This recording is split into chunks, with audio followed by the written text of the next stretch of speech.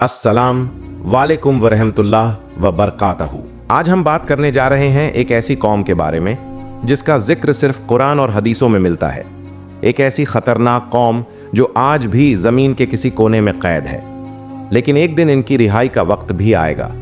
ये वो दिन होगा जब इंसानियत कांप उठेगी, धरती चीख उठेगी और फसाद अपने चरम पर होगा।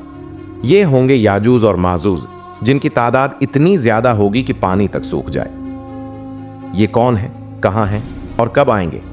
आज की इस वीडियो में हम जानेंगे इन सब सवालों के जवाब। एक वक्त आएगा जब इंसानियत एक अजीब और डरावने मोड़ पर खड़ी होगी, जहां जुल्म और तबाही का एक सैलाब आएगा। और उस वक्त निकलेंगे वो दो खौफनाक कौमें, याजूज और माजूज। उनका नाम सुनकर ही दिल दहल उठता है, लेकिन यह हैं कौन, कहाँ हैं और कब निकलेंगे? क्या कुरान और हदीस में इनका जिक्र है?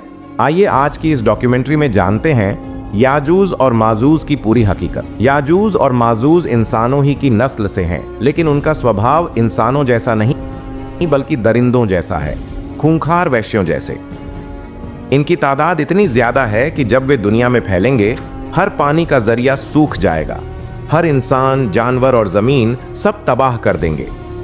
कुरान मजीद की सूरह अल कहफ में इनका जिक्र है और हज़रत मोहम्मद सल्लल्लाहु अलैहि वसल्लम ने कई हदीसों में इनके बारे में बयान किया है।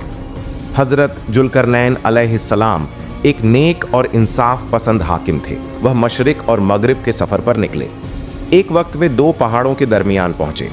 वहां की कौमें डर के मारे थर थर कांप रही थी।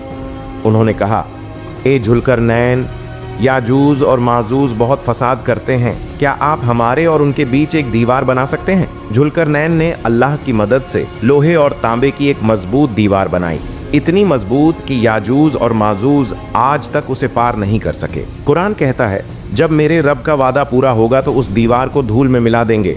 जी हाँ, याजूज और माजूज आज भी जिंदा हैं। वे एक बहुत बड़ी दीवार के पीछे बंद हैं।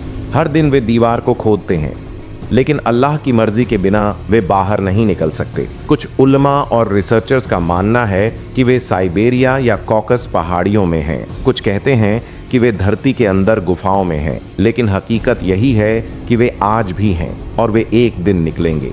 क़यामत से पहले के बड़े अलामात में याजूज और माजूज का निकलना एक बहुत बड़ी निशानी है। सबसे पहले आएंगे इमाम मेहदी, फिर दज्जाल, फिर हज़रत ईसा अलैहिस्सलाम आसमान से नाजिल होंगे और उसके बाद याजूज और माजूज बाहर निकलेंगे।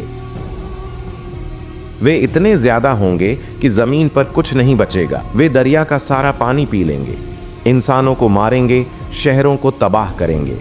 हज़रत ईसा अलैहिस्सलाम अपने साथी मोमिनों के साथ एक पहाड़ जबले तुर्स की तरफ चले जाएंगे।